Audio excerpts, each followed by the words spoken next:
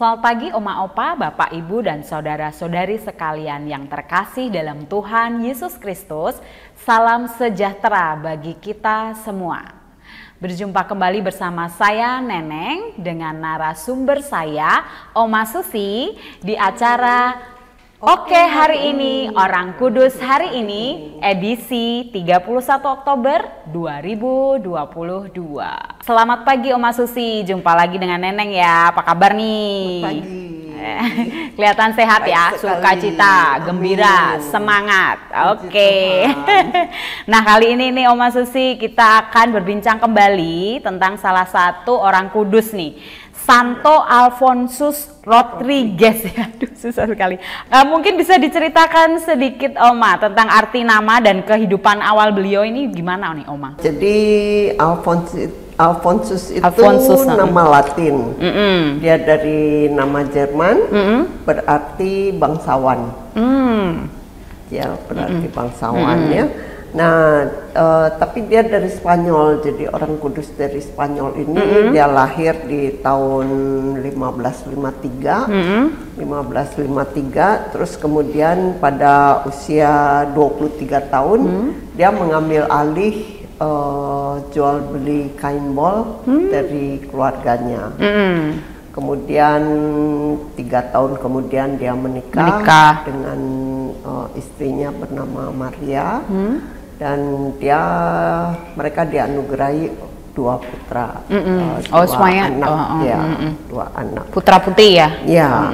Nah, kemudian tapi banyak penderitaan yang kemudian dialami oleh Santo Alfonsus ini, dan sehingga pada satu waktu istri dan anaknya itu meninggal.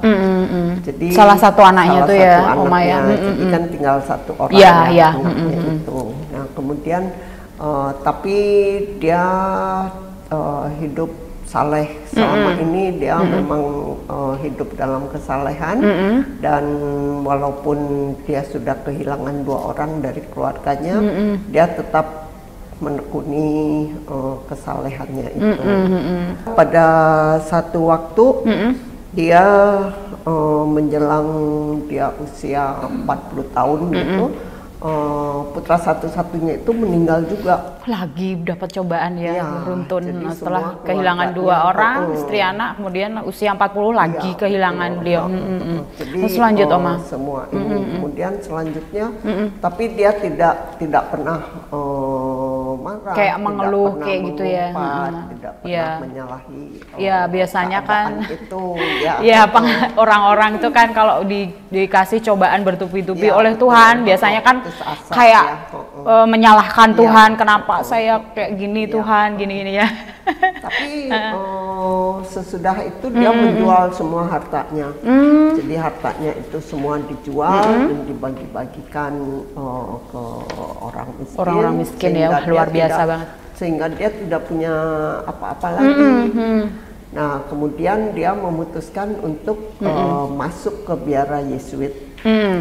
Nah dia masuk ke biara Yesuit itu, dia menanyakan, tapi pimpinan biara bilang bahwa dia harus belajar lagi. Oh berarti artinya nggak langsung diterima ya? Nggak, karena dia kan bukan dari memang nggak pernah bersekolah gitu artinya ya Oma ya. Jadi dia mulai sekolah lagi. Dia mulai sekolah. Berarti ini kembali ke kampungnya lagi untuk bersekolah gitu.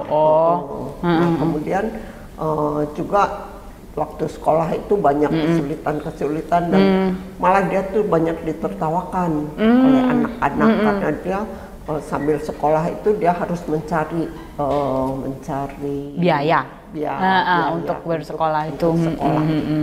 Tapi akhirnya dia bisa menyelesaikan sekolahnya itu, dan dia diangkat menjadi frater. Berarti setelah bersekolah diterima di biara Yesuit ya. Dan dia diberi tugas untuk menjaga pintu salah satu seminari di seminari Yesuit itu. Tapi walaupun tugasnya sederhana ya, hanya membuka ini, tapi dia mengerjakannya itu dengan sukacita dan penuh kasih ya, sehingga setiap orang yang masuk keluar dari pintu itu pasti dapat senyuman, dapat senyuman dan merasakan bahwa dia itu bekerja dengan sukacita, dengan hati ya. Nah, kemudian dia bekerja di situ selama mungkin lebih kurang 40 tahun. Wah, lama juga ya Oma ya.